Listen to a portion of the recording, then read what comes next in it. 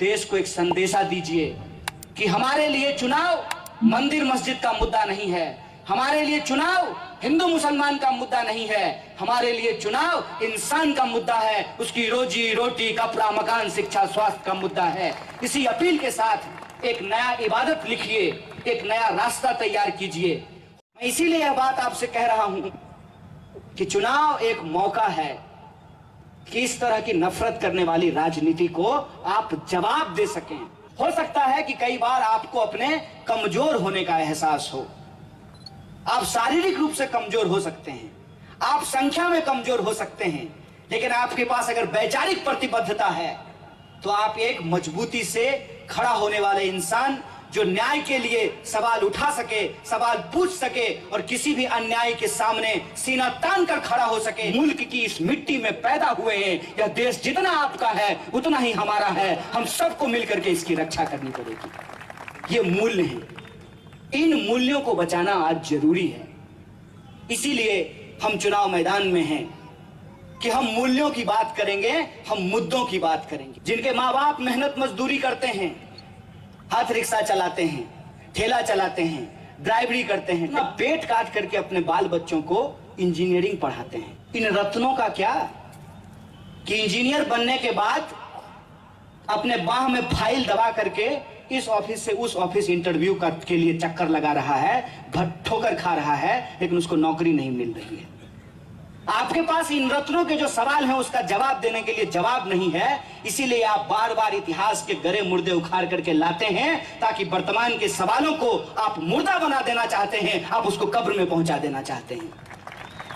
इसीलिए हम लोगों को यह साजिश को समझना पड़ेगा कि चुनाव अपने आप में एक महापर्व है और हर 5 साल के बाद एक मौका आता है कि आप सरकार से हिसाब किताब कर सकें।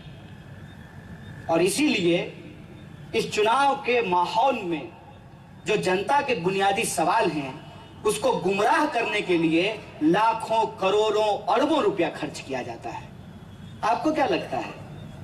अपने किसी अखबार के मित्र से पूछिएगा कि अपना फोटो छपवाएंगे अखबार में तो कितना पैसा लगेगा। ये भर भर पन्ना का जो विज्ञापन आता है उसका रेट क्या है, और दिन भर जो टीवी चैनल पे प्रश्न उठता रहता है, वो प्रश्न उठाने के लिए पैसा मिलता है कि नहीं मिलता है?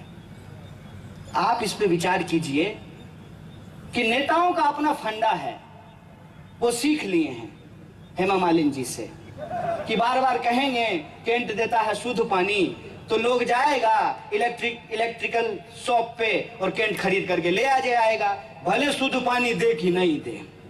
नहीं, प्रचार का तो यही असर होता है कि फेयर एंड लवली लगाइएगा मुंह गोरा हो जाएगा। अव्वल तो ये बात है कि गोरा होने का क्या जरूरत है, काला आदमी इंसान नहीं होता है क्या? दूसरा, अगर सच में गोरा होता हो तो मुझे ऐसा 10 आदमी खोज करके बताइए जो गोरा हो गया हो फेयर एंड लवली लगाने के बाद। लेकिन प्रचार जो है, प्रचार इस तरीके से किया जा रहा है कि आप उस झूठ को सच मान लें, बार बार झूठ बोला जाए और झूठ को आप सच मान लें। इससे उनका काम तो चल जाएगा, लेकिन आपका क्या होगा, हमारा क्या होगा, समाज का क्या होगा, देश का क्या होगा, और इस पे कौन विचार करेगा? उन विचारों को लेकर के, उन सवालों को लेकर के हम चुनाव के मैदान में हैं। हम जानते हैं हमारी ताकत का अंदाजा हमसे ज्यादा और किसको होगा, हम जानते हैं। हम ये भी जानते हैं कि एक दिन में कोई विकल्प नहीं खड़ा किया जा सकता है, ये भी हम जानते हैं। तो एक दिन में कोई बिल्डिंग भी तो नहीं खड़ी की जा सकती है। ऐसा तो नहीं है कि कोई आया आदमी अलादीन का चिराग लेकर के और यहाँ सामने खड़ा होकर के बोला कि स्टेज बन जा, तो ये स्टेज तैयार हो गया। ऐसा तो नहीं हुआ होगा। कोई हथौड़ी लाया होगा, कोई कील लाया होगा, कोई पटरा लाया होगा, ठोका होगा, तब तो जाके स्टेज बना है। बिल्डिंग बनता कैसे है?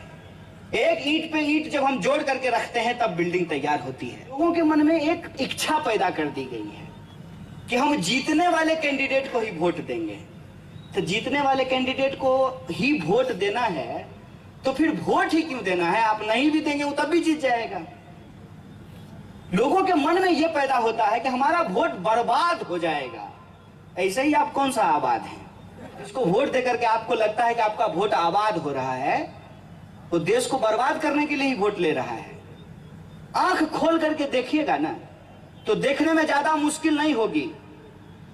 वार्ड पार्षदी का जब चुनाव लड़ रहा था तो बुलेट था, 5 साल जब कंप्लीट किया तो फॉर्च्यूनर खरीद लिया। कहां से लाया? वही 1000 रुपए में जो आपका वोट लिया ना, उस सूद समेत आपसे वसूल लिया, आपको पता ही नहीं चला। आपको क्या लगता है सड़क पे गड्ढा अपने आप हो जाता है? अरे सड़क पे गड्ढा हो, इसके लिए ठेकेदार से चंदा लिया जाता है।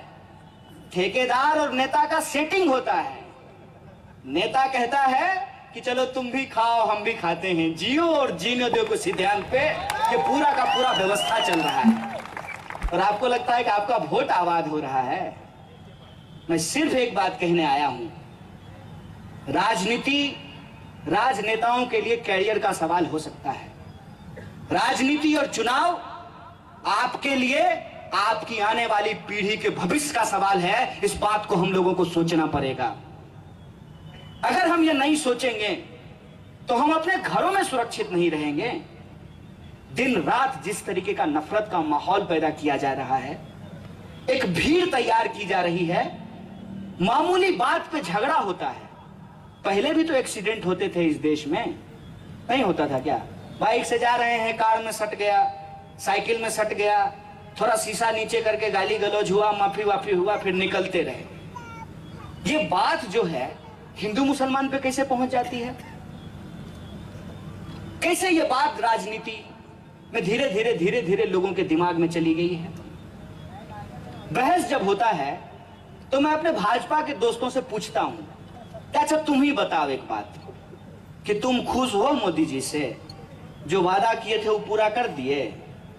तो कहता है वादा पूरा हो ना हो लेकिन मुसलमान को ठीक कर दिए हैं। तो हम कहते हैं एक बात बताओ, मुसलमान को ठीक कर देने से तुम्हारा जीवन कैसे ठीक हो जाएगा? इस सवाल का हमको जवाब दे दो बस। मान के चलो कि किसी और का घर जला दिया गया, उससे तुम्हारा घर थोड़े बन जाएगा रे गधा। ये तो सोच के हमको बताओ ना। किसी और का घर जलाने से मेरा घर बन जाएगा क्या?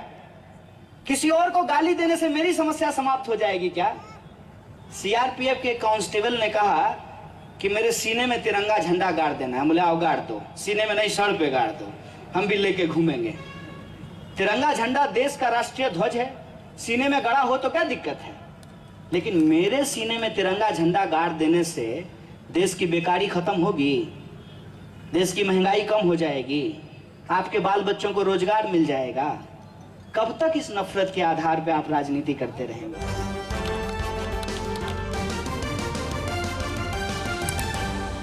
आपकी आवाज